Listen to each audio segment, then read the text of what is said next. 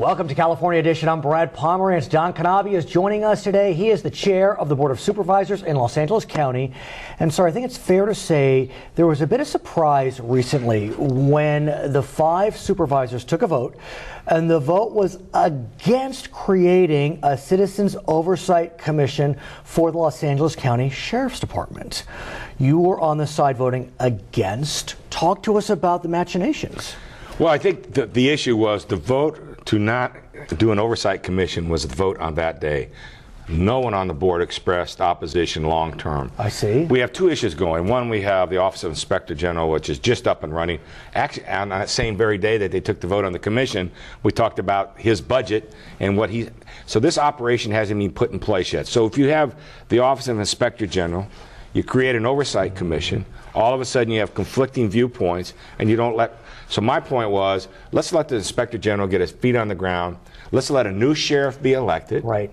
And then we'll look at the Oversight Commission. Does the Inspector General have a set term in this matter? The Inspector General at this point does not have a set term. So at what point will there be a time where if a commission is set, they won't be falling over each other? Well, I mean, that's the rules that have to be established when you look at the Oversight Commission. And that's why there was some undone work as it related to the establishment of the commission, what powers it would have immediately, whether it would have any power at all, whether it be advisory. And so at this particular point, the Inspector General, if you look at the way it was formed, I think has more power than an oversight commission. As you know, your friend Jim McDonald is in the runoff for Los Angeles County Sheriff. Some would argue that he is the front runner. He's come out in favor of a Citizens Oversight Commission. So should he be successful in November, is there a certain weight given to the new sheriff's view that, yes, I want this? Oh, absolutely. I mean, that was one of my issues that I raised, that the new sheriff should have the ability to look at this.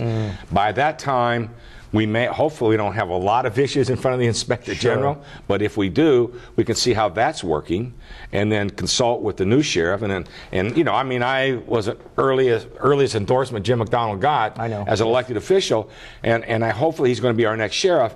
But I feel very strong. I mean, we agree. I mean, we agree to disagree on that particular issue at this moment in time. I recently had the honor of interviewing the interim sheriff, Sheriff Scott, and he gave me a sense that the jails are getting back online, if I can use that term.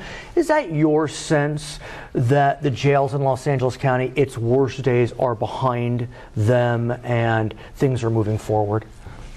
My feeling is that, yes, the worst days are behind us. There's been a very significant culture change. You know, one of the reasons that I advocated for Mr. Scott was he didn't want the job. Right. He came from 28 years in the County of Los Angeles in the Sheriff's Department. He came from unwinding some very significant issues, ethics issues in Orange County with the Sheriff, Sandra Hutchins, down there, who is also a former LA County Sheriff. And he said, I'm gonna hit the ground running. He knew where the bones are buried. He knew what the issues are. We've made significant improvement. And if you look at the cases now that come out in the press, they're several years old. There's nothing new. You're not seeing a lot of new things because there's been a very significant culture change. The training manuals are in place. The cameras are in place, and a lot of the other kinds of things. Do we have issues every once in a while? Yeah, but you know, if you see some of the issues in front of the Sheriff's Department recently, within 24 hours, the sheriff's been out there and said, yeah, it's a problem. We did something wrong. The challenge, though, for LA County is that while it has its own internal issues in which it's grappling, realignment is before it. And so a whole new way of incarceration is being presented to the county. I mean, this is a tough time. We've got the issue of 109. Prisoners AB 109, right? AB 109, where they just keep coming. They just keep coming, coming. And everybody forgets about that when we're dealing with all these other issues. We got the jail violence issue, which I think we're starting to get our arms around. We feel very good on the direction of the deputies, the policies that are in place, the training. And then on top of that, we're looking at the issue of rebuilding our jails. Right. We've got those that don't want us to rebuild anything, just let everybody out and run the street. You mean literally. I mean, this is not a metaphor. Yeah. There is a move to rebuild, reconstruct, or construct we're looking at that jail. And part of that process is how do you build it? You're not going to create more beds, but you also have the opportunity. Just because the piece of incarceration, if I can explain that, the piece of incarceration that's extremely important of all of this is the mental health piece. Oh, I understand. Yeah. And the diversion piece up front, so that the people that have the mental illness, you get them out of the system and into the system you they need programs. So when we deal with diversion, there'll be a mental health facility, then there'll be an incarceration facility. And so it's really a big deal. I mean, billions of dollars. $2 billion, isn't it? $2 billion. For Men's Central Jail? Yeah. That's a big chunk of change. And if you ever had the opportunity to do Men's Central Jail, I mean, it's a very shady facility. Right, no, actually... I mean, there's no one that's been through it that doesn't realize it needs to be rebuilt. Yeah, your office has honored me with the ability to do that, and I do plan to do it because I think it's important that we all see. I want to shift gears and talk about the fiscal state of the county. I think it's fair to say, sir, I don't mean to be a sycophant, but LA County did pretty well during the downturn. I mean, there were other counties that were really getting hammered. We know there are cities that were getting decimated, San Bernardino, Stockton, but LA County fared pretty well. How? I mean, this is a big county. It's as big as Michigan. Right, and I think one of the things that we've worked very well together as a board, and there's no partisanship at this particular point in time on these issues. Most of our financial votes are 5-0.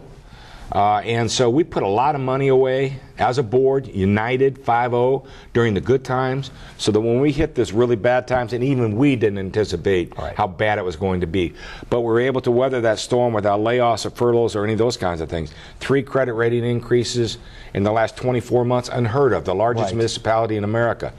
And so it's a very important piece of this $26 billion budget that we worked well together. There's a lot of institutional knowledge. There's a lot of history there on the board, and that's really important. So going forward. Right. Well, it's interesting you mentioned that. I do want to talk about your idea in terms of fiscal stability, but institutional knowledge to a lot of folks, and I will say including myself, is critical. But in an era of term limits, you lose institutional knowledge, and that era is just about to start for Los Angeles County. Absolutely. And does that 4 new supervisors in 24 months. Does that make you nervous? Absolutely. And I think a couple of things make me nervous. One is that we've been able to survive all these years and different people holding the office, but there's always been an element of stability. Certain supervisors stay there longer than others. Others move on. It's rare that they get defeated, but the most important thing is the financial piece, whether it be our appointments to LaSera, which is our Board of Retirement, how we deal with all the safety net issues, because you always have to keep uppermost in our mind, we are the ultimate safety net, and so financially responsible for that. So let's talk about your ideas. You're calling for financial reforms to ensure literally long-term fiscal stability in the county. Tell us about some of those ideas. Well, I think most importantly, what the reforms that I'm calling for are really not reforms. What I'm trying to put in place is what we've done over the last 20 or 30 years here in Los Angeles County to right the ship, to do the kinds of things that we do.